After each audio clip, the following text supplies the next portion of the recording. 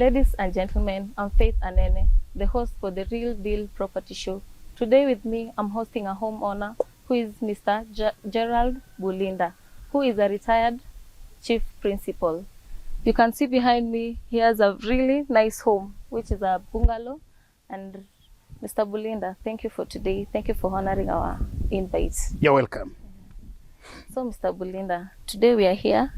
We want you to tell us about yourself, your early life, your profession. Yeah. Thank you. My life is long and windy.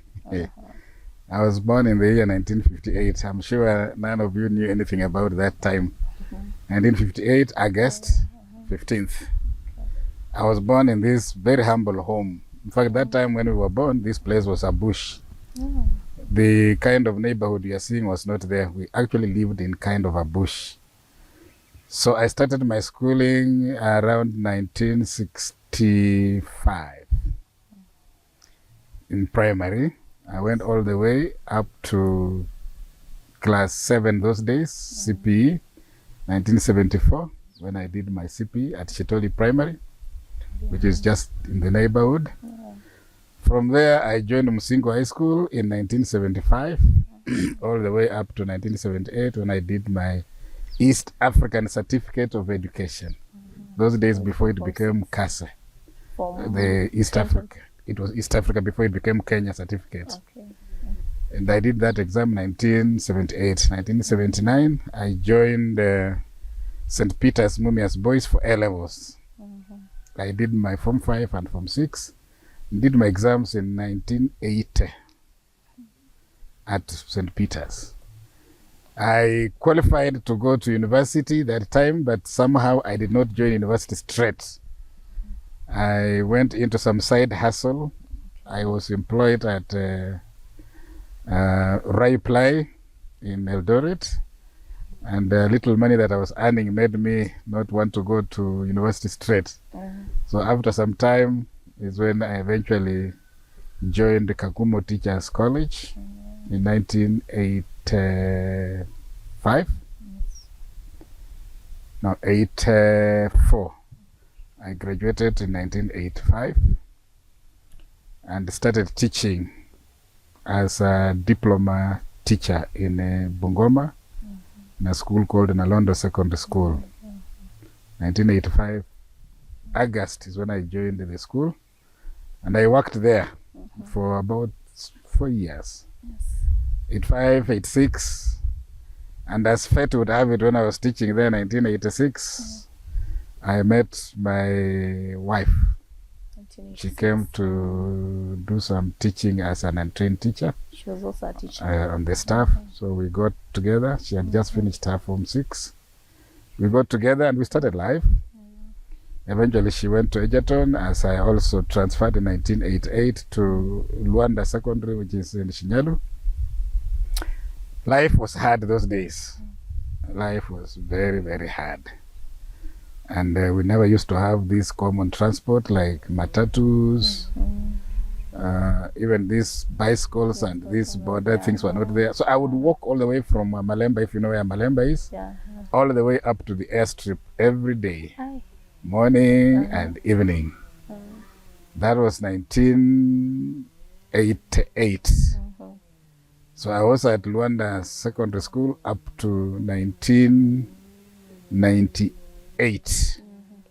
1999 January, I moved to Butere Boys. 1999 January. By that time, I was already a principal. I became a principal after working for only 4 years, from Nalondo to Luanda. I just walked into an office that had nobody, so I became a principal right from day one. So after only 4 years, I became a principal. So when I was going to Butere Boys, I had already worked for about 10 years as a principal at Luanda. So at the Butere Boys, I was there from 99 to 2004. When I moved in 2005 to St. Anthony Kakoi, still as a principal. I worked in Kakoi 2005 to 2008. Then I moved to St. Paul Lugari Boys 2008 to 2010, when I moved to Makoko Secondary School, Yes. where I taught still as a principal up to 2018 when I retired. Oh. That's my journey in teaching and being a head of a school. Basically and generally, that is what I would say. Okay, asante sana. So, Mr. Gerald, can you please tell us about your life as a civil servant? We have always wondered whether teaching is civil service, because teaching somehow are always detached from the civil servants. But they are. But as an employee of the government, initially life was very good. The way when we graduated, you would find a letter waiting for you. Yeah. In fact, the letters were brought at college. You graduated with your letter of posting. So life was good. You would go to a school, and if you didn't like the school, you would say, I don't want this school. And the Teacher Service Commission would transfer you. So life was good. Yeah. The pay was small, yes, but it was good enough because it would do a lot of things. Yes. If I can surprise you, my salary gross was 2,050. Okay. That was my gross salary. After deduction, I would get net of 1,850. They would take 200. And that 1,850 did a lot of things. You will see the house that I built before I built this one, which I did when I was employed. So life was not bad. These things started changing towards the 90s. That is when life started becoming very difficult and things started being hard. Teaching was no longer as respected as when we started. Reason being that other things came up in the market and people would make more money than teachers. So eventually we found out that we were not the best that we used to think we were. So that gave us a challenge, but we still continued to work up to the time we have called it quits.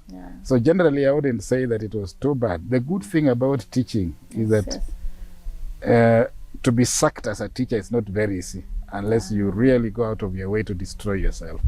So that security, that job security was very important for us. Okay. Now that you've said you retired in 2018, when did you start your retirement home planning and how did you go about it? Now, if you listened carefully, you would have heard me say that after starting to teach, I started building a house here, which you will see, some small house. We used to call it Mkongoponda. So that tells you that that is when I had the idea of saying I must have a home. That time my parents were still alive. They were in this compound, but I wanted to have something that I would call my own. So that's when I started thinking about building my own home. But as time went by, other things came in and I decided to go into real estate. I didn't know it was real estate, but I just thought of building something outside home. And that started in 1992. Because my first home outside this home was 1994 when I moved into my own house at Shirere. Right, so it started around that time. Okay, and this one, the bungalow? The bungalow, I did it after retirement. Okay. After retirement, I had done quite a bit of what I wanted to do in terms of development. I had established myself in town, and now I thought of a real home, because town is not a real home. Sure. So the year 2000, and I retired in 1919, the idea came, and it was important that I start putting up this thing. So I started 1919. I started 1919, and 2020. That is when it became very, very concrete. That's when we even did the groundbreaking in 2020. Right. Okay. How about Alfino Group? How did you know about him, the work that he has done? Is that the same as Jared Wafula? Yeah. Oh, Jared Wafula, I knew him. I don't know exactly what exact date and time, but when I knew him, by the way, he was an electrician. We used to call him Jared Steamer. He used to handle all our electrical work. So we became very close because of his he was a nice young man, you know, hakuwa na shida, alikuwa anatusikiza. He was not charging expensively. He was like helping his parents and us like helping our son.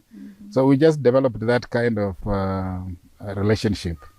That honesty, that love for each other is what motivated us to start getting together. And when he started now doing his work as an engineer, we already were conjoined. We were already together. Okay, thank you. Okay, so how is his workmanship?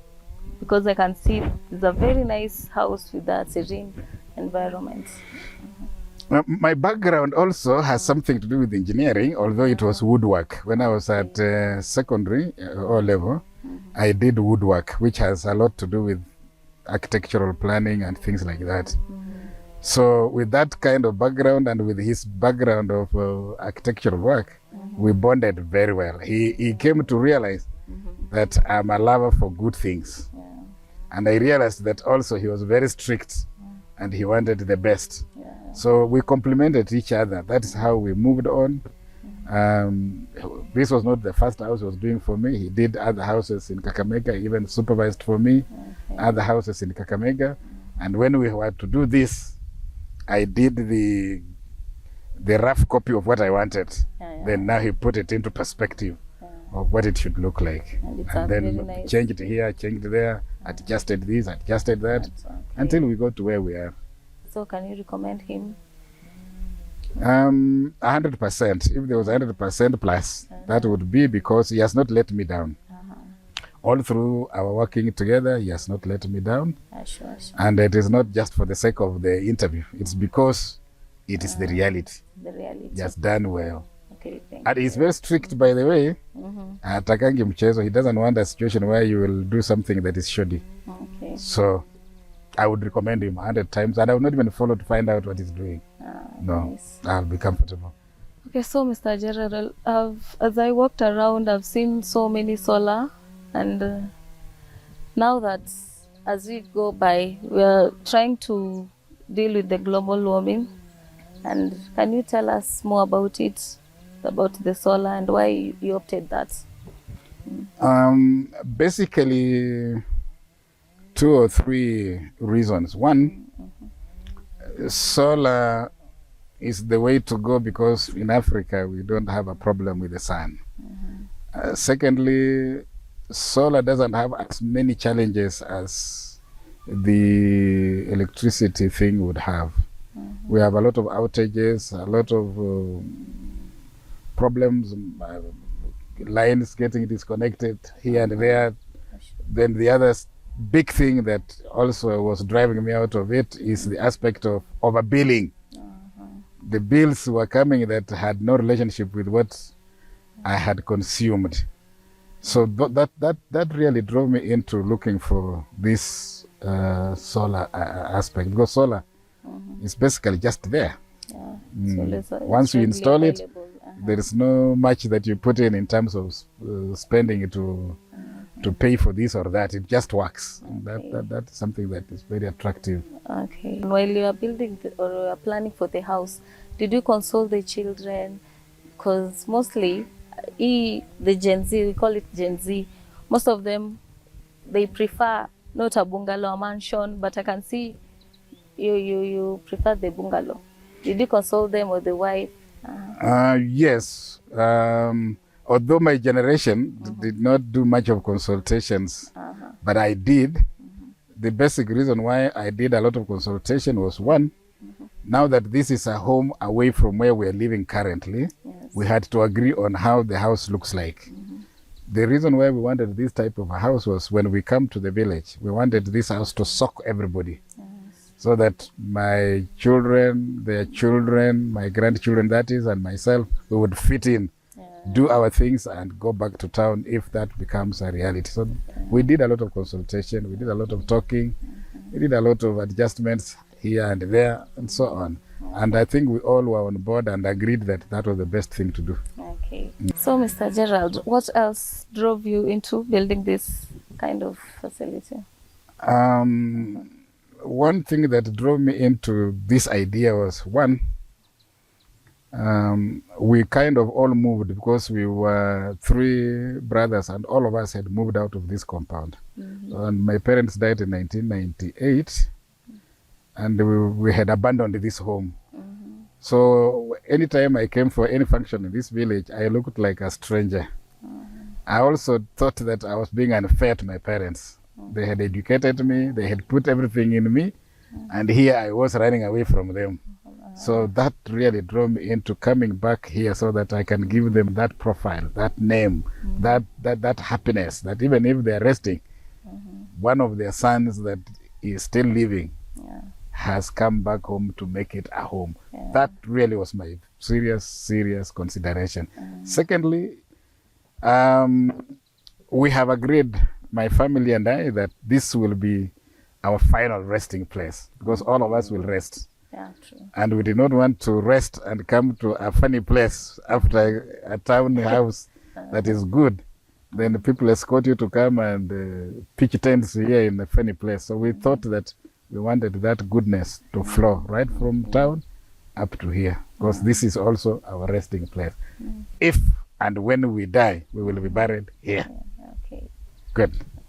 Now that you're a retired principal, what else are you doing outside here? Are you into real estate, other businesses, or what else are you doing? Right from my youth, I was very good in agriculture. I used to plant a lot of kales. I used to sell. Okay. At one time, I even went into running a bar and a hotel in Bungoma. I have done that hustle. I've also been engaged in matatu. I've run a matatu on these roads. It has let me down. I've left. I've run these things of films. I was showing this vitu nilikuwanga mnaita vitu gani za hizi mafilms za TVs. So I've done that. Then basically I settled into real estate because I thought that was more established and more minimal returns but safe. And what drove me into it is when I built my first house, I got what we call owner-occupied payment, which was good money. It made me to build what one would call a guest wing. And that is how I started. From that guest wing, I rented it, started making money. I continued building other houses. So in Shirere, where I started, I have 11 houses, which now it's called an estate. It's called Kani Estate. From there, then I went up where I am in Ikonyano and did now my compound, then did the Korofa that is famously called Mama Nota. Mama Nota is now my prime. After that, then I came to Musingu and did Mother Teresa hostels. So those are some of the things, hustles. I'm also involved in community work at the moment. I'm running a community group that is developing.